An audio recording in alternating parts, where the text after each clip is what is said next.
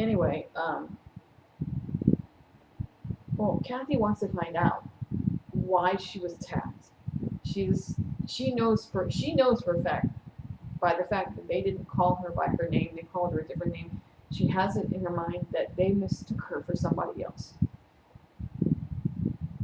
So she goes through records for that period of time for a woman who matches her description who was attacked.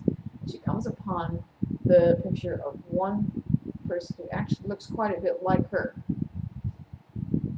Now she gets her address and she goes over to her apartment to talk to her. At first, the woman doesn't want to talk. She's like, she's not just skittish. This woman was scared to death. Like whatever she did to piss these people off must be pretty bad because Kathy could barely get her to open the door. But once Kathy showed her scar, they fixed all her scars except the one behind her ear. It was too deep. And they said that they could fix it once it healed more, but she decided she wanted to leave it as she said it was a reminder of everything she'd been through, and it kept her strong. And when the woman saw the scar, she felt bad that Kathy had been victimized purely by accident because they were trying to find her. So she explained to her what had happened. Don't ask me to remember what it was that they were after her for. It's been too long since I've seen this episode. What I can say though is that she tries to get the woman to come to the police to make a statement to press charges against these men. And even though the woman is skittish and doesn't really want to leave, she manages to convince her. So she has her talk to the cops, and while she's speaking with the police at the station and the woman is sitting behind her, the men that are looking for her eventually, once they see the articles in the paper and they realize that they grabbed the wrong woman, they know they still have a job left that they gotta finish, so they trail her to the police, they kidnap her, and when Kathy turns around and sees that she's gone, she knows that she has to find her. So long story short, she goes looking and she doesn't get there in time. The woman is killed and they go after her, obviously because she's a witness. But Vincent, for the first time, senses her fear and follows that, finds her, and, well, let's just say he dispatches them thusly. So he protects her, and as a result of that, this classic relationship is born. So he comes to see her on the balcony of her apartment at night, and sometimes she goes down there to see him, and I won't go on to the intricacies of the show. I'm just saying that it grows and develops from there. It's probably one of the greatest love stories I think ever put on television, to be honest with you. Now, I gave you that background, so you have something. So for those of you that have not seen the show, you have something to compare and contrast with what the CW's done. Where do I begin? All right. In this show, Kathryn Chandler, and that's really the only thing that's the same, to be honest with you. Kathryn Chandler, in 2003, she is working as a bartender in some hole-in-the-wall place. Her mother is a doctor. I think she's like a biochemist or something. And one night she closes the bar and she's about to leave to go home and she can't get her car to start. So she calls her mom to come either jump her car or pick her up or something. Her mother comes down there and they try to work on the car to get it to start again. And out of nowhere, a couple of guys drive up in another car. And, she's like, hey, we're fine, whatever. But when they start walking towards them with this determined look, and then they pull weapons, her mother yells at her to get in the car. But before she can even move, the two men pull their guns and shoot her mother, and she dies. And all she can do is, before they can shoot her, is get up and run. And she runs into the woods to get away from them, but then she trips on something, falls, and they're standing over her and they're about to shoot her when you hear growl, growl, and out of nowhere, there's the beast, and he comes and dispatches them thusly. Um,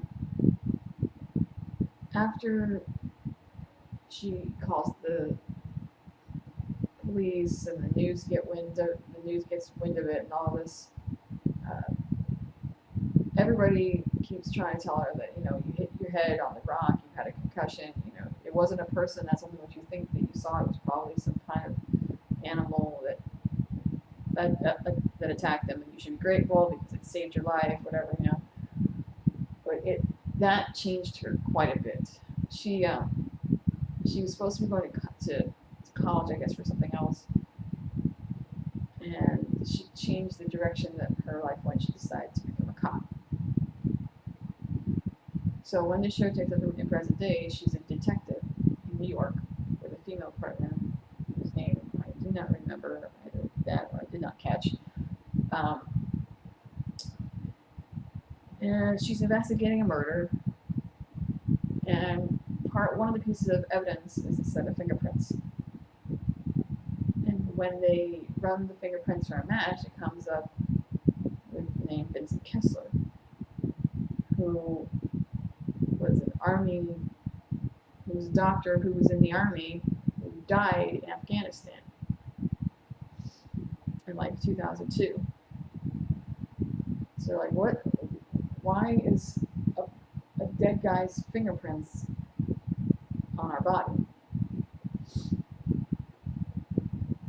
The other thing that she thinks is kind of weird is that some fibers and hairs that they found is a match to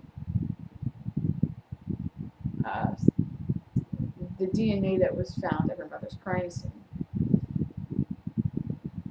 That was never able to get confirmed. I guess they weren't able to pin down what it was. This is probably why they think that it was an animal. The coroner thinks that the sample was just bad, or contaminated.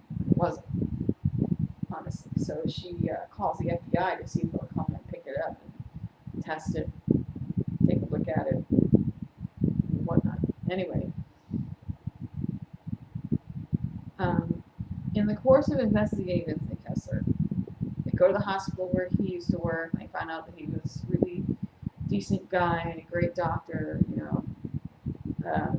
They felt very badly that he had died. But the reason why he decided to enlist was because on September 11th, his brother was in the World Trade Center, and his brother was killed. And I guess he was very angry and wanted to do something, so he decided to join the army. In the course of their investigation, they come up with the name of his ex-roommate, another doctor, who right now is teaching molecular biology at one of the colleges there. And they go to speak to him, and he lives in some kind of old, dilapidated ex-chemical factory. What they don't realize is that the roommate's not the only person who lives there. She has an idea that something is not right. So after they speak to him and they don't get anywhere with him, she decides to go back in the evening while the roommate is teaching class, and she goes and searches the place herself. She gets a warrant, and she goes and searches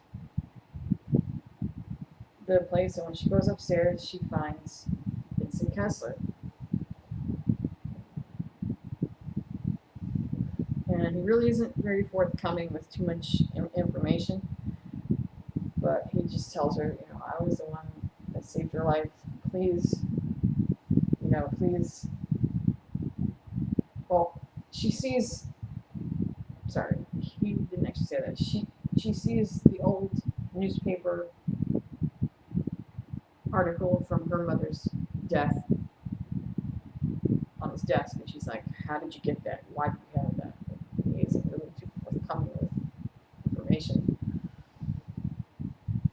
But he does tell her that the reason why his prints were there was because he was there that night. He saw her collapse, and he tried to save her life. See, the coroner told her that the woman's sternum was cracked, as, which is an injury common if someone tries to do CPR but they push a little too hard.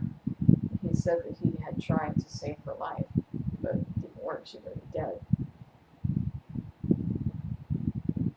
And just as she's talking to him, her partner shows up looking for her because she wasn't answering her phone. And he begs her, please don't tell anybody that I'm here. No one is supposed to know. And she's like, this isn't over yet. We're not done yet. So she leaves and she goes to meet her contact with the FBI to turn over the evidence. But it turns out that the FBI contact isn't who he says he is, and he tries to kill her.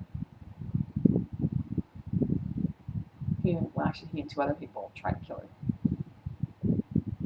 because of this evidence that she's turned over to him. And Vincent shows up at the last possible second to save her life. And they, in the course of the struggle, they dump her over the side because she met him in the subway station.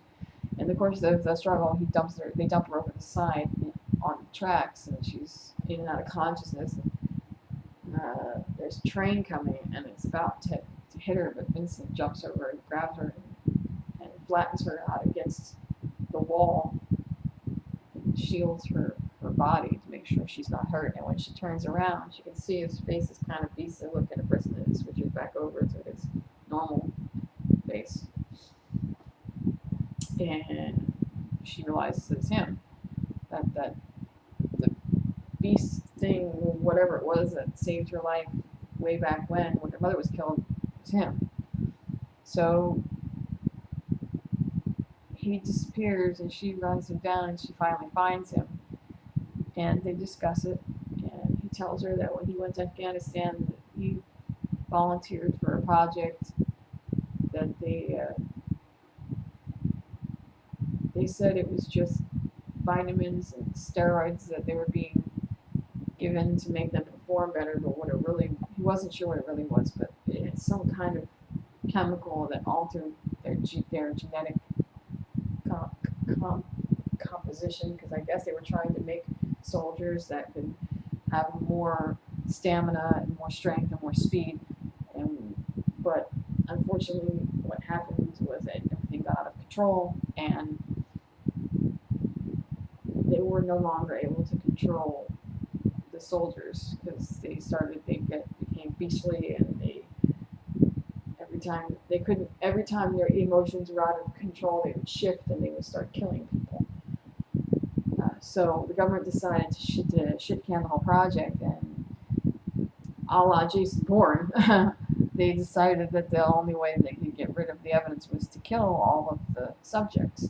And I think he said he was the only one that survived out of sheer luck, and he made his way back over to the States, found his roommate, and they've pretty much been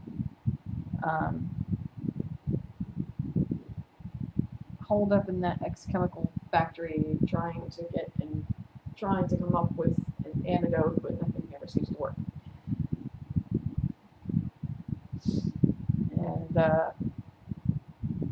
she wants to know why it was that he was there that night that her mother died, and she doesn't realize that he's been watching her ever since. And when she realizes that he had been, because he tells her that those men didn't come across her mother by accident. They were tracking her. He doesn't know why, but they were tracking her. Now, throughout all this, she's still investigating the case of the woman who died, but that kind of becomes a very minor thing in the midst of everything else. Long story short about that case is the woman was a fashion designer, editor, whatever, and everybody thought that she got killed because she pissed somebody off, but in reality, it was more to do with her husband.